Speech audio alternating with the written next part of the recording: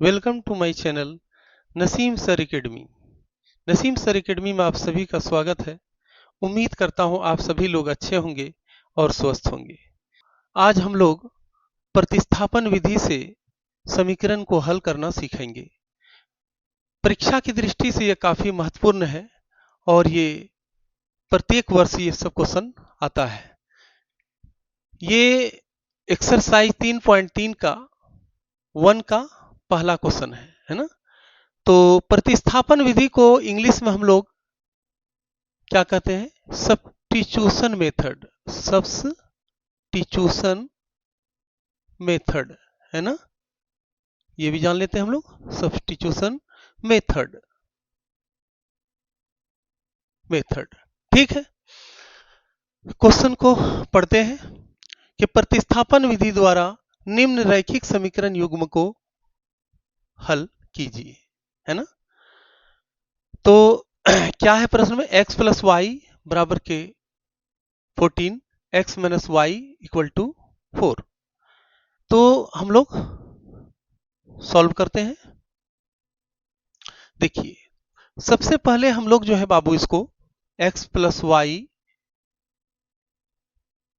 बराबर के 14 समीकरण 1 मान लेते हैं, ठीक है। उसके बाद देखिए यहां पर जो है नीचे जो है कितना है? x minus y equal to 4, इसको समीकरण 2 मान लेते हैं। यहां तक कोई दिक्कत? कोई भी समीकरण आएगा इस तरह हम लोग मान लेंगे, ठीक है। अब हम लोग क्या करेंगे कि समीकरण 2 से जो है हम लोग कोई नया इक्वेशन बनाएंगे, इक्वेशन 3 बनाएंगे। तो यहां लिख लेते हैं समीकरण 2 से, ठीक है।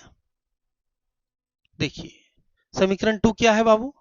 x माइनस वाई बराबर के 4, ठीक है, यही है। तो इसको हम लोग एक नया समीकरण बनाते हैं। x बराबर के 4 और ये y माइनस इधर चला गया तो क्या हो गया? प्लस y हो गया। ये समीकरण हमारा 3 बना लिए। यहां तक कोई दिक्कत नहीं। चलिए अब हम लोग क्या करेंगे कि x का मान जो है हम लोग कितने समीकरण 1 में प्रतिस्थापित कर लेते हैं। लिख लेते हैं ये बात। x का मान समीकरण है ना 1 में प्रतिस्थापित करने पर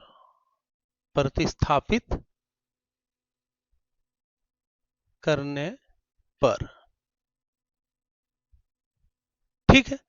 तो समीकरण 1 में प्रतिस्थापित करते हैं। 1 समीकरण कितना है यहां पर? देखिए कितना है? x प्लस वाई बराबर के 14 लिख लेते हैं बाबू। x प्लस वाई बराबर के 14, ठीक है, ये हमने लिख लिया है, ठीक है। इसमें अगर हम लोग इस पर मान रखते हैं, देखिए x के जगह पे क्या रखेंगे हम लोग? x के जगह पे हम लोग रख लेते हैं 4 प्लस वाई और प्लस ये y है बराबर के 14। यहां तक कोई दिक्कत है नहीं।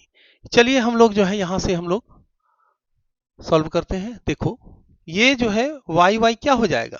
2y हो जाएगा, है ना। तो हम लोग लिख लेंगे कि 4 प्लस 2y बराबर के कितना? 14, है ना, ये है। यहां तक कोई दिक्कत नहीं। चलिए अब हम लोग क्या करेंगे? 2y बराबर के 14 और ये 4 इधर चला जाएगा तो क्या हो जाएगा? प्लस है तो माइनस हो जाएगा बाबू, है ना। 2y बराबर के 10 हो जाएगा, ठीक। इसलिए y इक्वल टू 10/2, ये गुना है तो भाग में हो जाएगा। 2 पंचे 10, y बराबर की कितना? 5। देखिए y का मान हमारा आ चुका है। यहां तक कोई परेशानी नहीं। चलिए y का मान आ गया। अब हम लोग क्या करेंगे? ये y का मान जो है हम लोग प्रतिस्थापित किसमें करेंगे? समीकरण 3 में कर देते हैं तो हमारा x का मान आ जाएगा। नहीं तो वही करते हैं, लिखते हैं बाबू। क्या लिखेंगे? उसी तरह लिखेंगे यहां जिस तरह लिखे थे कि y का मान समीकरण 3 में, किसमें? 3 में प्रतिस्थापित करने पर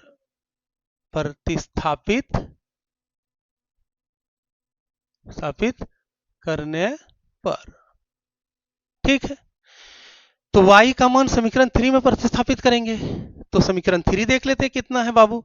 x बराबर लिख लेते हैं, x बराबर के 4 प्लस y। ठीक है, अब यहां पर देखिए x बराबर के 4 और प्लस y कितना रख देंगे 5, y का मान 5 है, तो x बराबर के कितना हो जाएगा बाबू 9, है ना।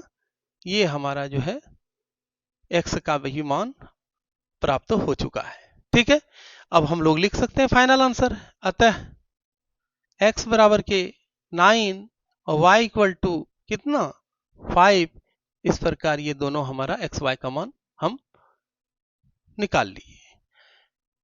ये कंप्लीट होता है प्रश्न। अब इसमें कोई दिक्कत है तो बताइए, कहीं भी कोई परेशानी है तो बोलिए। ठीक है, उम्मीद करता हूं कि आप लोगों को ये समझ में आ गया होगा, है ना। ठीक है मेरे प्यारे बच्चों, उम्मीद करता हूं आप लोगों को मेरा क्लास अच्छा लगा होगा।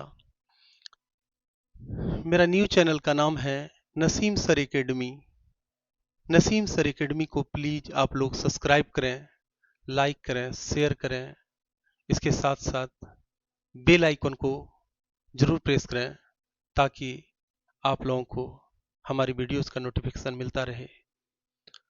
और मेरे प्यारे बच्चों, कमेंट ज़रूर करिएगा, अच्छी कमेंट का इंतज़ार रहेगा। Thank you, bye.